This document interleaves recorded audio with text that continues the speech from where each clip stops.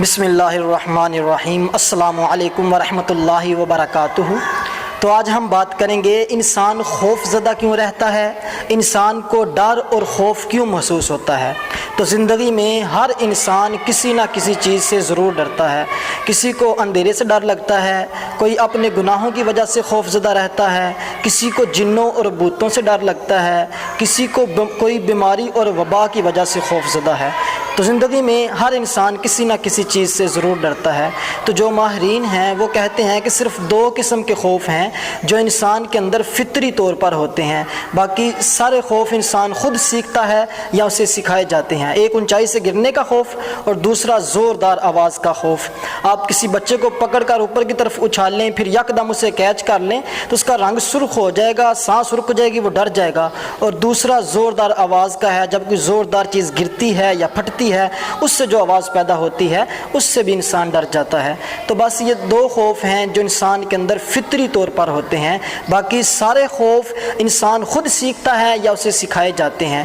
تو انسان جب حد سے زیادہ فکر مند رہنے لگے اور مستقل خوف اس کا پیچھا کرتا رہے تو وہ تشویش کا شکار ہو جاتا ہے۔ اور خوف میں مبتلا لوگ، جو شخص خوف میں مبتلا ہو جاتا ہے پھر وہ اس کی زندگی، جسم کی زندگی کا سارا نظام تباہ ہو جاتا ہے۔ تو جو برطانوی فلسفی فرانسس بیکن لکھتا ہے کہ خوف سے زیادہ خوفناک چیز کوئی نہیں ہے۔ جب یہ بلا اچانک حملہ آور ہوتی ہے تو سارے دلائل اور حربے درے کے درے رہ جاتے ہیں۔ اور بڑا مسئلہ یہ بھی ہے کہ خوف اور گھبراہٹ میں مبتلا لوگ اپنی اس کیفیت کا ذکر بھی کسی سے نہیں کرتے، وہ اندر ہی اندر میں نا امید ہو جاتے ہیں۔ اور جو انسان نا امید ہو جاتا ہے پھر اس کی جسم کی زندگی کا سارا نظام تباہ ہو جاتا ہے، پھر اسے چھوٹی سی بیماری بھی بہت بڑا مرض لگتا ہے۔ یار جس بندے کا خود پہ یقین ہوتا ہے نا میں یہ کام کر سکتا ہوں اور اپنے رب پہ ایمان ہوتا ہے تو پھر اس کے سامنے بڑے سے بڑا مسئلہ بھی چھوٹا ہو جاتا ہے۔ تو یاد رکھیں انسان کی زندگی میں جتنے بھی مسائل آتے ہیں ان کو برداشت کرنے کے لیے جسم سے زیادہ ذہن کا طاقتور، ذہن کا صحت مند ہونا ضروری ہے۔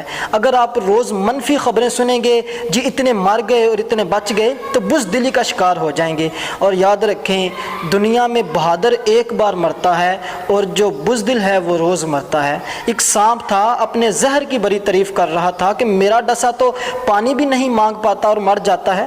تو پاس بیٹھا مینڈک اس کا مذاق اڑا رہا تھا کہ لوگ تیرے زہر سے نہیں مرتے، تیرے خوف سے مرتے ہیں۔ دونوں کا آپس میں مقابلہ ہو گیا۔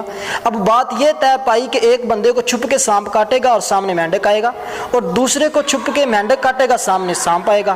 یوں ہی ہوا، ایک بندے کو چھپ کے سانپ نے کاٹ لیا، جب اس نے دیکھا تو نیچے مینڈک تھا۔ اب وہ سانپ اور مینڈک دور تک اس بندے کو جاتا ہوا دیکھتے رہے، وہ صحیح سلامت چلا گیا۔ کیوں؟ اسے کوئی خوف نہیں ہوا، اسے کوئی ڈر نہیں محسوس ہوا، اس نے یہ سوچا کہ مجھے مینڈک نے کاٹا ہے۔ اب دوسرے بندے کو چھپ کے مینڈک نے کاٹ لیا، جب اس نے نیچے دیکھا تو سامنے سانپ تھا۔ اب وہ ڈر گیا کہ مجھے سانپ نے کاٹ لیا ہے، دل گھبرانے لگا، جسم کپ کپانے لگا، دل میں خوف پیدا ہوا، برداشت نہ کر سکا، مر گیا۔ اب دنیا میں، زندگی میں ہر روز ہزاروں لوگ ایسے ہی مر جاتے ہیں، کوئی بیماری نہیں، کوئی پریشانی نہیں، بس یوں ہی ٹینشن لی، ذہن پہ بوجھ ڈالا، مر گئے۔ زندگی میں کبھی کوئی بڑا حادثہ دیکھا نہیں ہوتا، آنکھ کے سامنے ایکسیڈنٹ ہوتا ہوا دیکھا، برداشت نہیں ہوا، دل کا دورہ پڑا، مر گئے۔ جس کا ایکسیڈنٹ ہوا ہے وہ بچ گیا۔ یار اگر آپ زندگی میں 3 کام کرتے ہو تو پھر آپ کو کسی چیز کا خوف نہیں ہونا چاہیے، کسی چیز کا ڈر نہیں ہونا چاہیے۔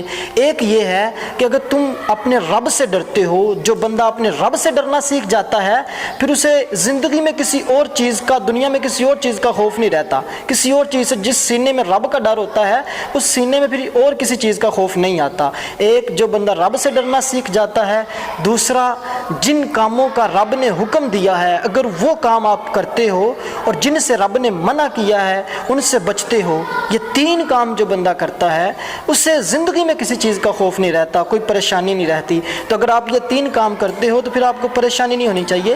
بس اپنے رب سے یہ دعا کریں کہ باری تعالیٰ جو میں کر سکتا تھا وہ میں نے کیا، آگے تیری رحمت کا سہارا ہے۔